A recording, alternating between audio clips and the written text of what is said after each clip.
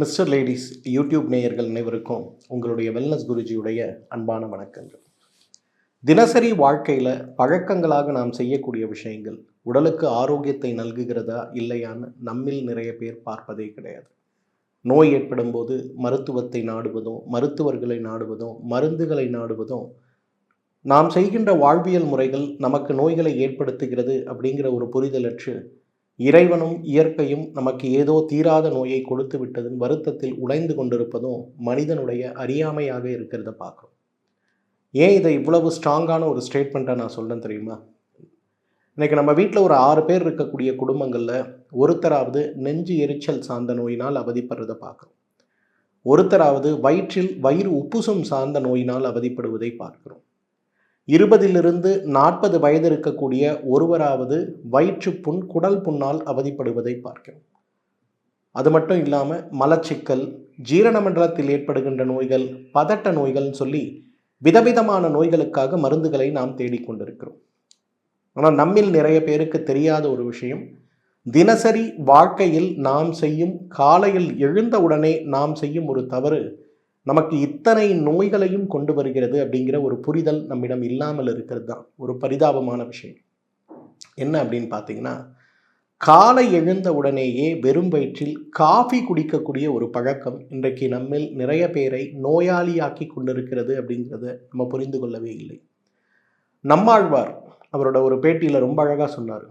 வெள்ளைக்காரன் நம்ம நாட்டை ஆண்டபோது நம்மிடம் இருக்கக்கூடிய இயற்கையை மட்டும் அழிக்கவில்லை, நம்முடைய நல்ல பழக்க வழக்கங்களையும் சேர்த்து அழித்ததால தான் இன்றைக்கும் நோய்க்கு அடிமையாகி மருந்துக்கு அடிமையாகி சிரமப்படுகின்ற ஒரு சமூகமாக நாம் இருக்கிறோம். அந்த வகையில் வெளிநாட்டவர் இங்கு அழித்த, நமக்கு கொடுத்த, நம்மை பழக்கப்படுத்திய மோசமான பழக்கங்களில் ஒன்று குடிப்பழக்கம்னு எல்லாம் நினைப்போம். கிடையாது. காலையில் காப்பி குடிக்கக்கூடிய பழக்கம்னு நம்மாழ்வார் அவர்கள் அவ்வளவு அழகாக இந்த காப்பி குடிப்பதால் ஏற்படுகின்ற நோய்களை பற்றி நிறைய அவருடைய கருத்தரங்குகள்லையும் சொற்பொழிவுகள்லையும் சேர்த்து சொல்லி இருப்பதை பார்க்கிறோம். எவ்வளவு உண்மையான விஷயம் தெரியுமா? காப்பி குடித்தால் ஏற்படும் நன்மைகள்னு ஒரு பக்கம் அறிவியல் ஆராய்ச்சிகள் சொன்னாலும் கூட அந்த காஃபியை காலை வெறும் வயிற்றில் சாப்பிடும்போது ஏற்படுகின்ற பக்க விளைவுகள் அப்படிங்கிறது இன்றைக்கு பட்டியலிட்டு கொண்டே போக முடியும். இந்த ஃபேஸ்புக்கில் கூட சமீபத்தில் ஒரு மீமி பார்த்தேன். உலகத்தில் எப்படி காலநிலை மாறுபாடுகள் மாறிக்கொண்டிருக்கிறது. இந்த காலநிலை மாறுபாடுகள் மாறிக்கொண்டிருக்கும் போது உலகத்தில் இருக்கக்கூடிய மற்ற நாட்டவர்கள்லாம் எவ்வளோ சஃபர் பண்ணுறாங்க. யூரோப்பில் பார்த்தா எல்லாம் போய் பீச்சில் படுத்து கிடக்குறாங்க, கோடை தாங்க முடியல, தண்ணீரை ஊற்றி கொண்டு இருக்கிறாங்க. அமெரிக்காவில் பார்த்தா கோடை தாங்க முடியாமல் அந்த மொத்த பீச்சுமே சன்பாத் எடுக்கக்கூடிய இடங்கள்லாம் வெறிச்சோடி போய் குளிர் பிரதேசங்களை நோக்கி ஓடிக்கொண்டிருக்கிறார்கள் அப்படின்னு. ஆனால் இந்தியாவை காட்டி, குறிப்பாக சென்னையை காட்டி டெம்பரேச்சர் 45 டிகிரி, ஆனால் சூடாக காஃபி கடையில் கூட்டம் நின்று காஃபி குடிக்கிற மாதிரி ஒன்று காட்டிட்டு இருந்தாங்க. இது விளையாட்டாக காட்டக்கூடிய ஒரு விஷயமாக இருந்தாலும் இதில் இருக்கக்கூடிய பரிதாபத்தை நாம் புரிந்து கொள்ள வேண்டும். ஏற்கனவே வறட்சியான சூடான ஒரு காலநிலையில் நாம் இருந்து கொண்டு காலையில் எழுந்தவுடனே நாம் செய்யக்கூடிய மிகப்பெரிய தவறாக இருக்கக்கூடிய காஃபியை குடிக்கும்போது நம்ம உடம்புல நிறைய நோய்கள் ஏற்படுவதை பார்க்கலாம். காலையில் எழுந்து வெறும் வயிற்றுல காஃபியை குடிச்சோன்னா நமக்கு ஏற்படுகின்ற 5 பெரிய நோய்கள் என்ன தெரியுமா? முதலாவது நோய் செரிமான மண்டலத்தில் ஏற்படுகின்ற, குறிப்பாக உணவு குழல் மற்றும் வயிற்றை பாதிக்கின்ற ஆசிட் ரிஃப்ளக்ஸ் மற்றும் குடல் புண்ணுன்னு சொல்லக்கூடிய 2 நோய்கள் நமக்கு ஏற்படுவதை பார்க்கலாம். இன்றைக்கு நம்ம வீட்டில் யாராவது குடல் புண்ணோடு அவதிப்பட்டு இருக்கோம்னா அவங்களோட ஹேபிட்டில் ஒரு மாத காலத்திற்கு காலை எழுந்தவுடன் காஃபி குடிக்கக்கூடிய அந்த ஒரு ஹேபிட்டை மட்டும் கட் பண்ணி பாருங்கள்.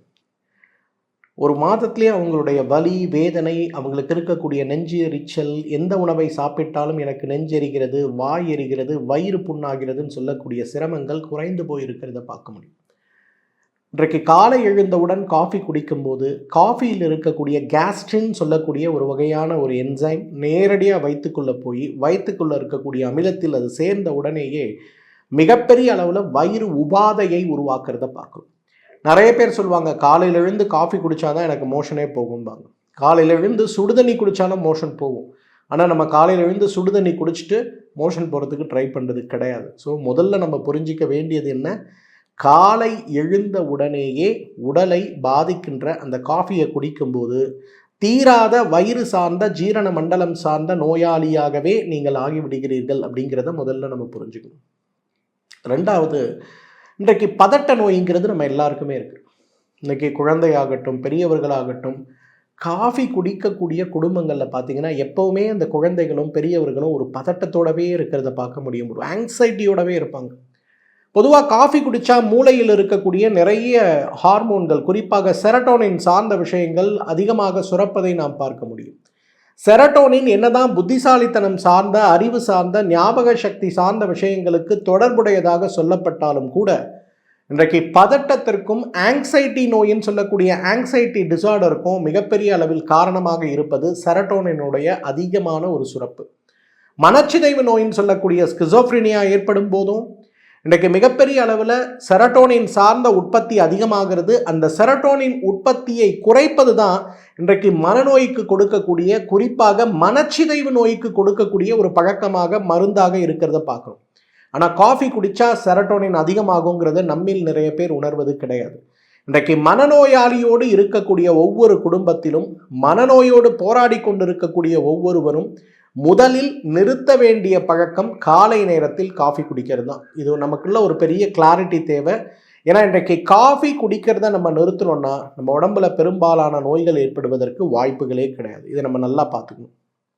மூன்றாவது, காஃபி ஒரு மிகப்பெரிய டயூரட்டிக்குங்க, அதாவது சிறுநீர் பெருக்கின்னு சொல்லுவோம். நீங்கள் ஒரு டம்ளர் காஃபி குடிச்சிங்கனாலே அடுத்த அரை மணி நேரத்தில் ஒன்றுக்கு போகிறதுக்கு நீங்கள் பாத்ரூம் போய் தான் ஆகணும். ஏற்கனவே கடுமையான சூடோடு இருக்கக்கூடிய தமிழகம் போல, சென்னை போல இருக்கக்கூடிய பூமிகளில் நீங்கள் காலையில் எழுந்த உடனே ஒரு கிளாஸ் காஃபி குடிச்சிங்கன்னா நீங்கள் ஆஃபீஸ் போகிறதுக்குள்ள 3 முறை 4 முறை சிறுநீர் கழிக்க ஓட வேண்டியிருக்கும். என்னதான் டயூரட்டிக் அப்படிங்கிறது சிறுநீர் பெருக்கியாக செயல்பட்டு உடலில் இருக்கக்கூடிய வாத நீரையும் பித்த நீரையும் வெளிப்படுத்தக்கூடிய ஒரு விஷயமாக இருந்தாலும் கூட இன்றைக்கு காஃபி அப்படிங்கிறது மிகப்பெரிய அளவில் நமக்கு டீஹைட்ரேஷன் சொல்லக்கூடிய சத்து குறைபாடை உருவாக்கக்கூடிய ஒன்றாக இருக்கிறதுனால காஃபியை அவாய்ட் பண்ணுறது ரொம்ப ரொம்ப நல்லது. ஏன்னா இன்றைக்கு நம்ம எல்லாருக்கும் இருக்கக்கூடிய பெரிய சேலஞ்ச் என்ன தெரியுமா? ஒரு பக்கம் டாக்டர்கிட்ட போய், சார் ராத்திரிலாம் எனக்கு ஒன்றுக்கு நிற்காமல் போயிட்டே இருக்குது சார், 2 மணி நேரத்துக்கு ஒரு முறை நான் ஒன்றுக்கு போகிறேன் சார்னு கம்ப்ளைண்ட் பண்ணி அவங்க கொடுக்கக்கூடிய மருந்துகளை சாப்பிட நம்ம முயற்சி செஞ்சோம், எனக்கு திருப்தி இல்லை சார் அப்படின்னு சொல்லிட்டு இருப்போம். ஆனால் மாலை நேரங்களில் குடிக்கக்கூடிய 6 மணிக்கு 5:30 மணிக்கு நீங்கள் குடிக்கக்கூடிய ஒரு காஃபி தான் உங்களுக்கு சிறுநீர் பெருக்கியாக செயல்பட்டு உங்களுக்கு சிறுநீரை வெளியேற்றி கொண்டிருக்கிறது அப்படிங்கிறத நம்மில் நிறைய பேர் உணர்வது கிடையாது. நம்ம வீட்டில் இருக்கக்கூடிய தாத்தாவோ பாட்டியோ யாரோ ஒருவர் அதிகமாக இரவு நேரங்களில் சிறுநீர் கழிப்பதை வழக்கமாக வைத்து கொண்டிருக்கிறார்கள் அப்படின்னா அவர்கள் அந்த இரவு நேரங்களில் மாலை நேரங்களில் காஃபி குடிக்கக்கூடிய இந்த ஒரு பழக்கத்தை மட்டும் ஒரு மாத காலத்துக்கு கட் பண்ணி பாருங்களேன். நைட்டில் 5 முறை எழுந்துக்கிறவங்க 3 முறை எழுந்துப்பாங்க, இல்லை 2 முறை எழுந்துப்பாங்க, அதுக்கு மேலே எழுந்து கொள்ள மாட்டாங்க. அந்த அளவுக்கு மாற்றம் ஏற்படுவதை நம்ம பார்க்க முடியும். 4வது, காஃபி குடிக்கும்போது நமக்கு ஏற்படுகின்ற மிகப்பெரிய பிரச்சனைகளில் ஒன்று நம்மளுடைய பெருங்குடலில் இருக்கக்கூடிய நமக்கு நல்லது செய்யக்கூடிய கிருமிகள், ப்ரோபயாட்டிக்ஸ்ன்னு சொல்லக்கூடிய அந்த கிருமிகள் அனைத்துமே, அந்த கிருமியை உருவாக்கக்கூடிய அத்தனை என்சைமுமே வேகமாக அழிந்து போவதை பார்க்க முடியும். காஃபி குடித்தா மோஷன் போகுதுன்னு ஃபீல் பண்ணுறோம்ல, அப்போ ஐபிஎஸ் நோய் இருக்கவங்க காஃபி குடித்தா என்ன ஆகும்? ஏற்கனவே ஒரு முறை ஒரு நாளைக்கு 2 முறை 3 முறை மலம் கழிக்கக்கூடிய அவஸ்தையில் இருக்கக்கூடிய அவர்கள் காஃபி குடித்தாங்கன்னா ஒரு நாளைக்கு 6 முறை 8 முறை மலம் கழிக்கக்கூடிய உந்துதல் உண்டாகி கொண்டே இருக்கிறத நம்ம பார்க்க முடியும். அதனால் யாரெல்லாம் காலையில் வெறும் வயிற்றில் காஃபி குடிக்கிறீங்களோ, உங்களுக்கு ஒருவேளை ஐபிஎஸ் நோய் இருக்குன்னா தயவுசெய்து காஃபி குடிக்கிற ஹேபிட்டை நிறுத்துங்க. இந்த ஹேபிட்டை நீங்கள் நிறுத்தினாலே உங்கள் உடம்புல அவ்வளவு பெரிய மாற்றம் ஏற்படுவதை நிச்சயமாக பார்க்க முடியும். 5வது, வயதாகின்ற வேகத்தை காஃபி குடிக்கின்ற பழக்கம் அதிகப்படுத்துகிறது. அதாவது பேசிக் மெட்டபாலிக் ரேட்டை அதிகம் செய்யக்கூடிய ஒரு சக்தி காஃபிக்கு உண்டு. சுறுசுறுப்பாக இருக்கணும்னா நம்ம காஃபி குடிக்கிறோம், இம்பார்ட்டன்ட் மீட்டிங் போகிறோம் காஃபி குடிக்கிறோம். உடம்புடைய ஆற்றல் எங்கெல்லாம் நமக்கு அதிகமாக தேவைப்படுகிறதோ, மனதுடைய ஆற்றல் எங்கெல்லாம் நமக்கு அதிகமாக தேவைப்படுகிறதோ அங்கே எல்லா இடத்துலையும் காஃபி குடிக்கிறோம். அப்போ என்ன ஆகும்? நம்முடைய பேசிக் மெட்டபாலிக் ரேட் அதிகமாகும். பாசிட்டிவாக பார்க்கும்போது நம்மளால் இயங்க முடியுது, ஆனால் நெகட்டிவாக பார்க்கும்போது தேவையற்ற நேரங்களில் நீங்கள் அந்த காஃபியை குடிக்க ஆரம்பிக்கும் போது, தேவையற்ற உடலுடைய வளர்சிதை மாற்றங்கள் தூண்டப்படும் போது உங்களுக்கு வயதான வேகம் அதிகமாகி கொண்டே போகிறத பார்க்க முடியும். காலையில் வெறும் வயிற்றில் காஃபி குடிக்கிறதுனால ஏற்படுகின்ற பக்க விளைவுகளை பற்றி நம்ம பேசணும்னா இன்னும் 100 பேசலாம். ஆனால் குறிப்பிட்டு சொல்லக்கூடிய 5 விஷயங்களை தான் நான் சொன்னேன். அப்போ காலையில் வெறும் வயிற்றில் காஃபி குடிக்கக்கூடாதுன்னா நான் என்ன குடிக்கலாம்?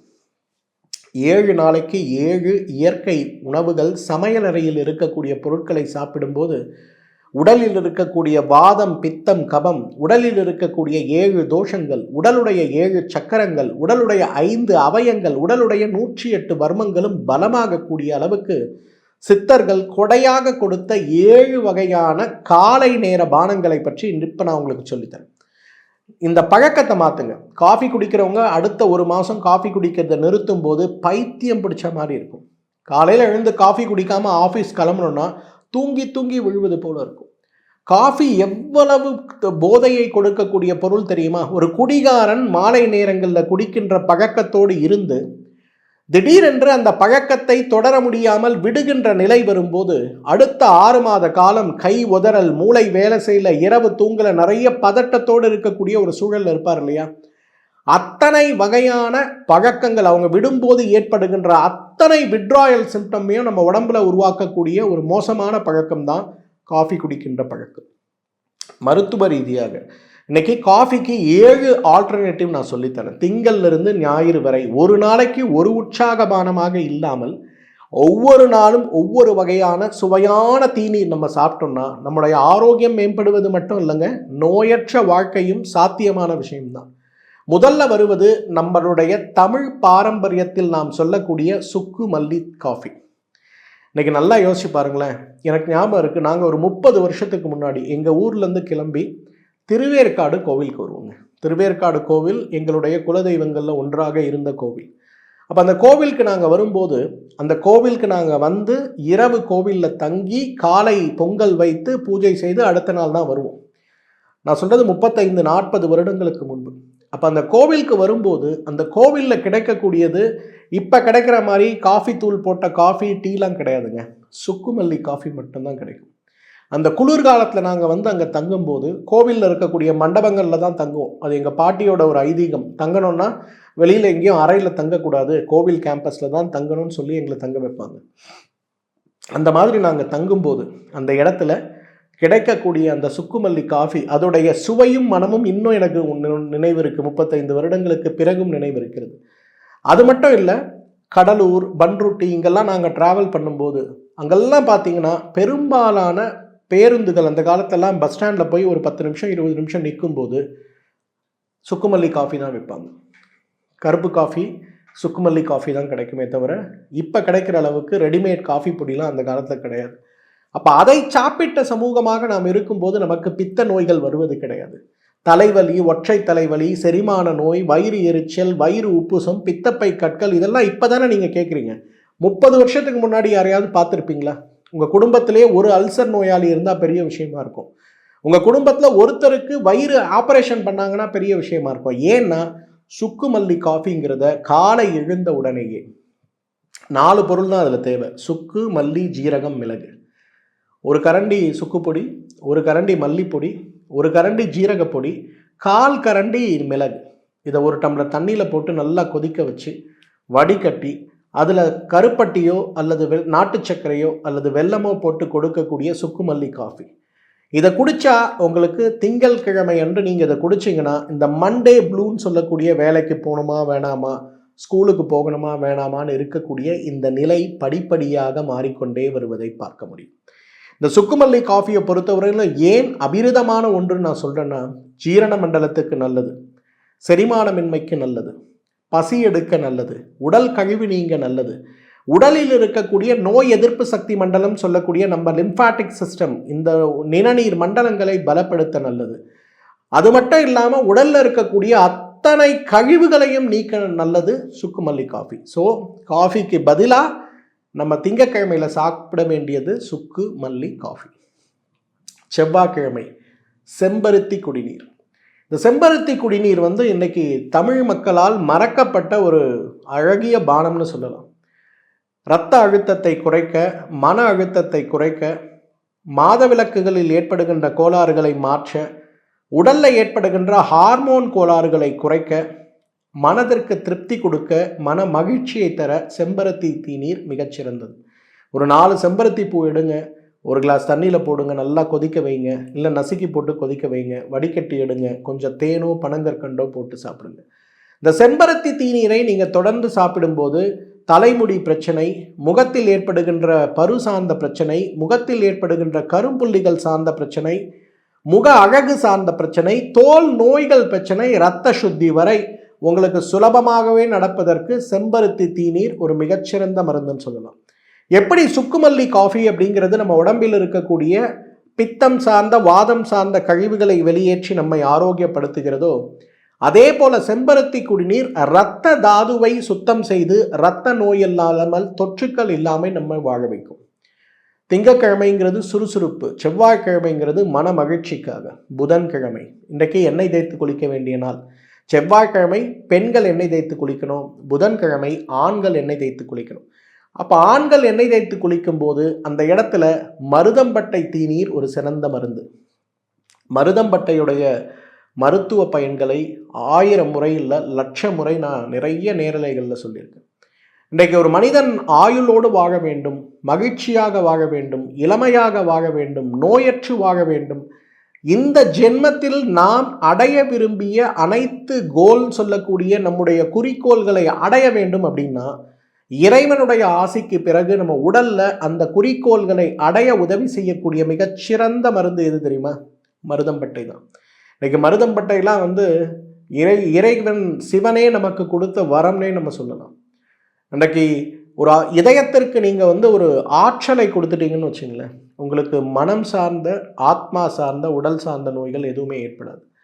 மருதம்பட்டை அவ்வளவு சிறந்தது. மருத மரமே 100 ஆண்டுகளுக்கு மேலாக அல்ல, 100கணக்கான ஆண்டுகளாக வாழக்கூடிய திறம்பட இருக்கக்கூடிய மரம் தான் மருத மரம். நீண்டு வாழக்கூடிய தமிழ் வகை மரங்களில் முக்கியமான ஒரு இடத்தை பெற்றிருப்பது மருத மரம்.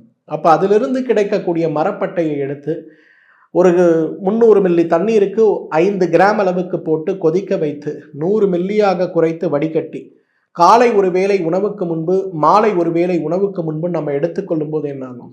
உடல்ல அவ்வளவு பெரிய ஆற்றல் ஏற்படுவதை பார்க்க முடியும். உடலுடைய ஆற்றல், மனதுடைய ஆற்றல், இதயத்துடைய ஆற்றல், அன்புடைய ஆற்றல் சொல்லி வரும்போது மனம் அமைதியில் லயிக்கிறத நீங்கள் பார்க்க முடியும். ஸோ புதன்கிழமை என்று ஆண்கள் எண்ணெய் தேய்த்து குளித்த பிறகு முதல்ல சாப்பிடக்கூடிய பானம் மருதம்பட்டை தேநீர், சுக்குமல்லி தேநீர், செம்பருத்தி தேநீர், அடுத்து வருவது மருதம்பட்டை தேநீர். வியாழன் அப்படிங்கிறது பொதுவாகவே நம்ம எல்லாருக்குமே குருவருள் கிடைக்கக்கூடிய ஒரு நாள். மாதா பிதா குரு தெய்வம் நம்ம சொல்கிற மாதிரி இன்றைக்கு குருவருள் அப்படிங்கிற ஒரு விஷயம் நம்முடைய வாழ்க்கையில் கிடைச்சிருச்சுன்னா, நம்ம எல்லாருக்கும் மென்டார்னு சொல்லக்கூடிய ஒரே ஒரு குரு, அவருடைய கண் அசைவு நமக்கு கிடைச்சிருச்சுன்னா போதும், வாழ்க்கை, வெற்றி, பணம், செல்வம் எல்லாமே நம்மை நாடி வரும். அப்படிப்பட்ட வியாழக்கிழமையில் நாம் காலை எழுந்தவுடன் குடிக்க வேண்டிய நீர் அருகம்புல் நீர். பொதுவாக அதை 2ஆக பண்ணலாம். பச்சையாக நமக்கு அருகம்புல் கிடைக்கும்னா ஒரு கைப்பிடி அருகம்புல் எடுத்து அதில் ஒரு துண்டு தேங்காய், ஒரு துண்டு ஜீரகம், ஒரு கிளாஸ் வெந்நீர், கொதிக்கின்ற நீர் போட்டு அரைத்து வடிகட்டி எடுக்கக்கூடிய அருகம்புல் சாறை நம்ம சாப்பிடலாம். ஒருவேளை நமக்கு அருகம்புல் பச்சையாக கிடைக்கல அப்படின்னா அருகம்புல் சூரணத்தை வாங்கி ஒரு 300 மில்லி தண்ணீருக்கு 5 கிராம் போட்டு கொதிக்க வைத்து அதை 100 மில்லியாக குறைத்து வடிகட்டி காலை ஒரு வேளை, மாலை ஒரு வேளை உணவுக்கு முன்பு சிறிதளவு பனங்கற்கண்டோ தேனோ கலந்து நம்ம சாப்பிட்டோம்னா இரத்த சுத்தி ஆவது போலவே, குடல் சுத்தி ஆவது போலவே இன்றைக்கு நம்முடைய இரத்த குழாய்களில் இருக்கக்கூடிய அடைப்புகளும் சுருக்கங்களும், குறிப்பாக சர்க்கரை நோயாளிகளுக்கு கால்களில் இருக்கக்கூடிய இரத்த குழாய்களில் இருக்கக்கூடிய அடைப்புகளும் சுருக்கங்களும் மிகப்பெரிய அளவில் மாற்றமடைந்து விடுவதை பார்க்க முடியும். ஏன்னா இன்றைக்கு நம்மில் நிறைய பேருக்கு நம்ம உடம்புல என்ன நடக்குதுன்னே புரியறதில்லை. ஒரு சர்க்கரை நோயாளியாக, ஒரு இதய நோயாளியாக, நீண்ட காலம் இருக்கக்கூடிய கால்வலி, முட்டுவலி, வெரிகோஸ் வெயின் சார்ந்த நோயாளியாக நாம் இருக்கும்போது அருகம்புல் சாறு அல்லது அருகம்புல்லில் எடுத்த தீநீரை நாம் சாப்பிடும்போது அவ்வளவு அழகாக அந்த இரத்த குழாய்களில் இருக்கக்கூடிய படிமென்களும் இரத்த குழாய்களில் இருக்கக்கூடிய சுருக்கங்களும் படிப்படியாக மாற்றமடைந்து கொண்டே வருவதை நம்ம பார்க்க முடியும். இதுதான் இன்றைக்கு ரொம்ப முக்கியமானது. எதை தின்றால் பித்தம் தீரும்னு மருந்துகள் பின் ஓடுவதை விடுத்து நம் சமையலறையில் நம் தோட்டத்தில் இருக்கக்கூடிய உணவுகளை நாம் சாப்பிட ஆரம்பித்தாலே நம்முடைய ஆரோக்கியம் மேம்படுவதை பார்க்க முடியும். வெள்ளிக்கிழமை பெண்கள் இன்றைக்கு எண்ணெய் தேய்ச்சி குளிக்கணும். காலையில் எழுந்த உடனே உடம்புக்கு விளக்கெண்ணெயும் தலைக்கு நல்லெண்ணெயும் தேய்த்து, அதுவும் பெண்கள் உடலுக்கு விளக்கெண்ணெய் தேய்க்கும் போது 100 மில்லி விளக்கெண்ணெய் எடுத்து அதில் 2 கரண்டி கிழங்கு மஞ்சள் சூரணத்தை போட்டு நன்றாக கலந்து லேசாக சூடுபடுத்தி முகத்திலிருந்து கால் வரை முழுமையாக அந்த மஞ்சள் கலந்த ஆமணக்கெண்ணெயை தேய்த்து அரை மணி நேரம் ஊற வைத்து சீயக்காய் போட்டு குளித்து உடலுடைய ஆரோக்கியத்தை மேம்படுத்த வேண்டிய முக்கியமான நாள் வெள்ளிக்கிழமை. அப்போ வெள்ளிக்கிழமை அன்னைக்கு நம்ம என்ன சாப்பிடலாம்? வெள்ளிக்கிழமை அன்றைக்கு காலை நாம் உண்ண வேண்டிய முக்கியமான ஒரு பானம் நெல்லிக்காய் மஞ்சள் மிளகு தீநீர். ஒரு கரண்டி நெல்லிக்காய் சூரணம், ஒரு கரண்டி மஞ்சள் சூரணம், 1/4 கரண்டி மிளகு சூரணம் 300 மில்லி தண்ணீரில் போட்டு நல்லா கொதிக்க வைத்து 100 மில்லியாக குறைத்து வடிகட்டி காலை ஒரு வேளை எழுந்த உடனே ஃபஸ்ட்டு இந்த நெல்லிக்காய் மஞ்சள் தீநீர்னு சொல்கிறத குடிக்கும்போது உடலில் அவ்வளவு பெரிய நோய் எதிர்ப்பு சக்தி உருவாகிறத பார்க்க முடியும். நம்ம நிறைய பேர் இன்றைக்கு வெளிநாடுகளில் ஷார்ட்ஸ் அப்படின்னு சொல்லக்கூடிய ஜூஸ் சாப்பிடக்கூடிய ஒரு வழக்கம் பிரபலமாகிக் கொண்டே வரதை பார்க்கணும். ஒரு காலத்தில் இந்த ஷார்ட்ஸ் அப்படிங்கிறத ஃப்ரிட்ஜு ஃபுல்லாக திங்கக்கிழமை ஒன்று செவ்வாய்க்கிழமை ஒன்றுன்னு சாப்பிட்ற பழக்கம் இன்றைக்கு ஃபிட்னஸ் இண்டஸ்ட்ரியில் ரொம்ப பிரபலமாயிட்டு வருது. எப்படி ஆரோக்கியமாக இருக்கணும், இளமையாக இருக்கணும், அதுவும் சினிமா துறையில் வேலை பார்க்கக்கூடியவர்கள் இவங்க எல்லாருமே இன்றைக்கி அந்த ஷார்ட்ஸ்ன்னு சொல்லக்கூடிய கான்சன்ட்ரேட்டட் ட்ரிங்க்ஸை குடிக்கக்கூடியதை முதல் பழக்கமாக வச்சுருக்காங்க. அவங்கெல்லாம் முதல்ல அதிகமாக சாப்பிடக்கூடிய உணவு என்னென்னா ஆன்டி இன்ஃப்ளமேட்டரி அப்படின்னு சொல்லக்கூடிய உடலுடைய அழற்சி நீக்கத்துக்காகவும் ஆன்டி ஆக்சிடென்ட்னு சொல்லக்கூடிய உடலுடைய ஆக்கப்பூர்வமான வளர்ச்சிக்காகவும் இந்த ரெண்டும் நடப்பதற்கு தேவையான ஆற்றல் வேகமாக சேதமடைந்திருக்கக்கூடிய அணுக்களுக்கு கொண்டு சேருவதற்கு மிளகையும் சேர்த்து இந்த ஒரு அழகான டீ அல்லது காஃபி, நெல்லிக்காய் மஞ்சள் மிளகு 3 கிராம் நெல்லிக்காய், 3 கிராம் மஞ்சள், ஒரு 1 கிராம் அளவுக்கு மிளகு, 300 மில்லி தண்ணீர் கொதிக்க வச்சு 100 மில்லியாக குறைச்சி வடிகட்டி சிறிதளவு தேன் அல்லது பனங்கற்கண்டு கலந்து காலை ஒரு வேளை உணவுக்கு முன்பு, மாலை ஒரு வேளை உணவுக்கு முன்பு அல்லது காலை எழுந்தவுடன் வெறும் வயிற்றில் சாப்பிடுகின்ற ஒரு பானமாக வைத்து கொள்ளும்போது சர்க்கரை நோயாளிகள், இதய நோயாளிகள், நோய் எதிர்ப்பு சக்தி குறைபாடால் அவதிப்படுபவர்கள், ஆஸ்துமா நோயால் பாதிக்கப்பட்டிருப்பவர்கள், நேரடியாக மூட்டு வலி, முதுகுத்தண்டு வலி, முடக்குவாதம் சார்ந்த நோய்களால் அவதிப்பட்டு கொண்டிருப்பவர்கள், அதீத மன உளைச்சல் நோயினால் போராடி கொண்டிருப்பவர்கள் வரை இந்த தீநீரை சாப்பிட்டாலே உடம்புல அவ்வளவு பெரிய புத்துணர்ச்சி ஏற்படுவதை பார்க்க முடியும். வெள்ளிக்கிழமை அன்று நெல்லிக்காய் மஞ்சள் மிளகு தீநீர். சனிக்கிழமை ஆண்கள் அனைவரும், வீட்டில் இருக்கக்கூடிய ஆண் பிள்ளைகள் அனைவருமே எண்ணெய் தேய்த்து குளிக்க வேண்டிய நாள். உடல் முழுவதும் விளக்கெண்ணெய் தேய்த்து தலைக்கு நல்லெண்ணெய் தேய்க்கக்கூடிய அந்த நல்ல பழக்கத்தை கொண்டு வர வேண்டும். குறைந்தது அரை மணி நேரம் அந்த விளக்கெண்ணெயை நல்லா சூடு பண்ணி உடம்பெல்லாம் தேய்ச்சி நல்லெண்ணெயை தலைக்கு தேய்ச்சி ஒரு 20 நிமிஷம் உட்கார வச்சு பிறகு சீயக்காய் எடுத்து நல்லா உடம்பெல்லாம் தேய்ச்சி ஊற வச்சு குளிக்க வைக்கணும். அந்த மாதிரி குளிக்கும்போது அந்த ஆண் பிள்ளைகளுடைய உடலில் இருக்கக்கூடிய சூடு சிறுநீர் வழியாக முழுமையாக வெளியில் போகக்கூடிய ஒரு நிலை ஏற்படும் போது, உடல் குளிர்ச்சி அடையும் போது அந்த குழந்தைகளுடைய ஆரோக்கியம் மேம்படுவதை பார்க்கலாம். சனிக்கிழமை அன்னைக்கு நம்ம என்ன சாப்பிடலாம்? சனிக்கிழமை அன்று சனி நீராடு நம்ம சொல்லுவதற்கான அர்த்தமே உடல் சூடை குறைக்கணும். அப்போ உடல் சூடை குறைப்பதற்கு பெஸ்ட் டீ எது? கற்றாழை தீநீர். காலையில் எழுந்த உடனே கற்றாழையிலிருந்து எடுக்கக்கூடிய அந்த சோறு ஒரு 300 மில்லி தண்ணீரை நல்லா கொதிக்க வச்சு உள்ள ஜெல் போன்று இருக்கக்கூடிய அந்த சோறை அதுக்குள்ளே போட்டு நல்லா கொதிக்க வைத்து அதை 100 மில்லியாக குறைத்து வடிகட்டி அதில் கொஞ்சம் தேன் கலந்து அல்லது பனங்கற்கண்டு கலந்து காலை நேர உற்சாகமானமாக சாப்பிட்டோன்னா உடலில் இருக்கக்கூடிய சூடு உடலை விட்டு வெளியேறுவது போல உடலில் இருக்கக்கூடிய இன்ஃப்ளமேஷன் குறைந்து போகிறத பார்க்க முடியும். இன்றைக்கு கற்றாழையுடைய மருத்துவ குணங்களை வார்த்தையால் அளவிட முடியாத அளவுக்கு, சொல்ல முடியாத அளவுக்கு அவ்வளவு மருத்துவ குணம். புற்றுநோய் சிகிச்சை, உடலில் ஏற்படுகின்ற அழற்சி சிகிச்சை, உடல் வேகமாக வயதாகின்ற வேகத்தை குறைக்கக்கூடிய சிகிச்சைன்னு நிறைய சிகிச்சைகளுக்கு மிகப்பெரிய அளவில் உதவி செய்வதை நாம் பார்க்கிறோம். இன்றைக்கு சனிக்கிழமை என்று கற்றாழை சாறு, ஞாயிறு 7ஆம் நாள் விடுமுறை நாள், நம்ம எல்லாருக்குமே இன்றைக்கு விடுமுறையின் போது உடல் சுத்தி அப்படிங்கிறத நம்ம எல்லாரும் செய்து கொள்வதை அவசியமாக வைத்துக்கொள்ள வேண்டும். அப்போது ஞாயிற்றுக்கிழமை அன்னைக்கு நம்ம காலையில் என்ன சாப்பிட்லாம்? வீட்டு சமையலில் இருக்கக்கூடிய 5 பொருட்கள்: 1 ஏலக்காய், 1 கிராம்பு, 1 சிட்டிகை பட்டை, 1 பிரியாணி இலை, 1 அன்னாசிப்பூ, 5 வாசனை பொருட்கள். ஏலக்காய், கிராம்பு, கருவாப்பட்டைன்னு சொல்லக்கூடிய பட்டை சூரணம், பிரிஞ்சி இலைன்னு சொல்லக்கூடிய பிரியாணி இலை, பே லீஃப்னு நம்ம சொல்லக்கூடியது, அன்னாசி பூன்னு சொல்லக்கூடிய நட்சத்திரப்பூ, இந்த 5ஐயும் சம அளவு எடுத்து 300 மில்லி தண்ணீரில் போட்டு நன்றாக கொதிக்க வைத்து ஒரு 100 மில்லியாக குறைத்து ஒரு துளி தேன் சேர்த்து அல்லது ஒரு துளி எலுமிச்சை சாறு சேர்த்து இரவு படுக்கும்போது சாப்பிடும் மாதிரி காலை வெறும் வயிற்றில் சாப்பிடணும். ஒரு நாளைக்கு 2 வேளை இதை சாப்பிடலாம். இதை சாப்பிடும்போது நமக்கு என்ன நடக்கும்? மன அழுத்தம் தீரும். வாரம் பூரா நமக்கு இருந்த மன அழுத்தம் தீரும். உடலில் இருக்கக்கூடிய கொழுப்பு சத்துக்கள் நன்றாக போகும். உடல் புத்துணர்வடையும், இரத்த சுத்தி அடையும்.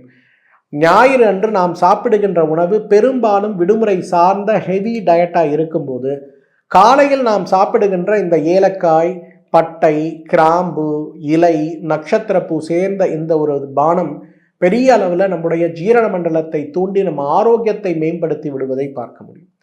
பாருங்களேன், 7 நாளைக்கு 7 வகையான காஃபி காலையில் வெறும் வயிற்றில் சாப்பிட்றதுக்கு இயற்கையும் இறைவனும் நமக்கு கொடுத்திருக்கும் போது உடலை கெடுக்கக்கூடிய காஃபி நமக்கு தேவையா? இன்றைக்கு நிறைய தரவுகள் பார்க்குறோம். ஒரு சின்ன ஸ்டோரி சொல்கிறேன் கேளுங்களேன். 1964 வருடம் இன்றைக்கி அமெரிக்காவில் உலகெங்கும் மிகப்பெரிய ஒரு காஃபி நிறுவனமாக இருக்கக்கூடிய ஒரு காஃபி நிறுவனம் ஜப்பானுக்குள்ளே போகிறாங்க. ஜப்பானில் போய் அவங்க காஃபி ஷாப்ஸ் ஓப்பன் பண்ணுறாங்க, காஃபியை மார்க்கெட் பண்ணுறாங்க. விதவிதமான விளம்பரங்கள். அந்த காலங்கள்லேயே $1 மில்லியன் சொல்லக்கூடிய அளவுக்கு பணத்தை வாரி இறைத்து காஃபியை மார்க்கெட் பண்ணுறாங்க. 8 மாத காலம் காஃபி கம்ப்ளீட்டாக அங்கே ஃப்ளாப் ஆகுது. காஃபி விற்கவே இல்லை. அந்த காஃபி பிஸ்னஸ் அவங்களுடைய மொத்த 200 வருட ஹிஸ்ட்ரியில் ஜப்பான் அந்த 1960 மிகப்பெரிய ஃப்ளாப். என்ன காரணம்னா, நம்முடைய தமிழர்களைப் போலவே ஜப்பானியர்களும் பார்த்தீங்கன்னா கலாச்சாரத்திற்கு முக்கியத்துவம் கொடுப்பாங்க. அங்கெல்லாம் அந்த கிரீன் டீ தண்ணீரில் போட்டு கொதிக்க வைத்த விதவிதமான பூக்களை கொண்டு செய்யக்கூடிய, இலைகளை கொண்டு செய்யக்கூடிய அந்த டீக்கு தான் அவங்க முக்கியத்துவம் கொடுப்பாங்களே தவிர காஃபிக்கு முக்கியத்துவம் கிடையாது. அப்படி இருக்கும்போது எப்படி அந்த சந்தையை பிடிப்பது அப்படின்னு சொல்லி உலக அளவில் பெரிய மார்க்கெட்டிங் துறையில் இருக்கக்கூடிய நிறைய பேரை வர வச்சு அந்த நிறுவனம் கடைசியில் என்ன தெரியுமா பண்ணாங்க? குழந்தைகள் சாப்பிடக்கூடிய மிட்டாய்களை தயாரிக்கக்கூடிய கம்பெனியாக மாறி அந்த குழந்தைகள் சாப்பிடக்கூடிய மிட்டாயில் காஃபி ஃப்ளேவர்டு மிட்டாய்களை இன்ட்ரடியூஸ் பண்ணாங்க. அவங்களோட மார்க்கெட்டிங் ஸ்ட்ராட்டஜி என்னென்னா, இன்றைக்கு அடல்ட்ஸாக இருக்கவங்க காஃபியை விரும்பலை, ஓகே, பட் இன்றைக்கு குழந்தைகளாக இருப்பவர்களுக்கு காஃபியை விரும்ப வச்சோன்னா நாளைக்கு அவர்கள் தானே காஃபியை விரும்புவாங்கன்னு சொல்லி 1969 விதவிதமான காஃபிகள் சேர்ந்த மிட்டாய்களையும் கேக்குகளையும் நஷ்டத்திற்கு 10 வருடம் விற்ற கம்பெனியாக அந்த கம்பெனி இருந்தது. 10 வருஷமும் லாஸ் தான். ஆனால் அவங்க அதை பற்றி கவலையே படலை. ஆனால் 10 வருஷம் கழிச்சு என்ன ஆச்சு தெரியுமா? இன்றைக்கு அந்த கம்பெனியோட காஃபி விற்பனையில் முதல் 4 இடங்களில் இருக்கக்கூடிய ஒரு நாடு எதுனா ஜப்பான் தான். யோசிச்சு பாருங்களேன், ஒரு மேலை நாடுகள்லேருந்து வரக்கூடியவர்கள் நம் நாட்டில் இருக்கக்கூடியவர்களை எப்படி அடிமைப்படுத்தினார்கள் அப்படிங்கிறதுக்கு இதை மார்க்கெட்டிங் சக்ஸஸ் ஸ்டோரிஸில் ஹார்வர்டில் MBAல ஒரு ஸ்டடியாக வச்சுருக்காங்க. ஒரு நாடே ஒரு ட்ரிங்கை ரிஜெக்ட் பண்ணும்போது அந்த நாடை அடுத்த 25 வருஷத்தில் எப்படி அந்த ட்ரிங்க்குக்கு அடிமையாக்க செய்தார்கள் அப்படிங்கிறதுக்கான ஒரு புரிதல் இது. அப்போ இன்னைக்கு நம்ம யோசிச்சு பாருங்க, நாம் எவ்வளவு முட்டாள்தனமாக காலை நேரங்களில் காஃபியை குடிச்சிட்ருக்கோம். அதனால் நமக்கு வயிறு எரிச்சல் வருது, அதனால் நமக்கு மனநோய் வருது, அதனால் நமக்கு டீஹைட்ரேஷன் வருது, அதனால் நேரடியாக நம்முடைய பெருங்குடல் ஆரோக்கியம் பாதிக்கப்படுகிறது. பெருங்குடல் ஆரோக்கியம் தான் நம்முடைய ஆயுள் ஆரோக்கியம் நமக்கு தெரியும். இருந்தாலும் பெருங்குடல் பாதிக்கப்படட்டும், என்னுடைய ஆயுள் குறையட்டும்னு கவலைப்படாமல் குடிகாரன் குடியை குடிப்பது போல காலை வெறும் வயிற்றில் காஃபியை குடித்து கொண்டிருக்கிறோம் இல்லைங்களா? இது எல்லாத்தையும் மாற்றணுங்க. இன்றைக்கு நம்ம மாற்றலைனாலும், நம்மளால் மாற்றிக்க முடியலனாலும், நம்முடைய அடுத்த தலைமுறையை இந்த அடிமைத்தனத்திலிருந்து வெளியேற்றுவது நம்முடைய கடமை. இந்த கடமைக்கான ஒரு முயற்சியாக நான் சொன்ன 7 ட்ரிங்க் குழந்தைகளுக்கு, சின்ன குழந்தைகளுக்கு, இன்றைக்கு ஆரோக்கிய வாழ்க்கையை நோக்கி நகர்ந்து கொண்டிருக்கக்கூடிய குழந்தைகளுக்கு இப்போவே பழக்கப்படுத்த முடியுமான்னு பாருங்கள்.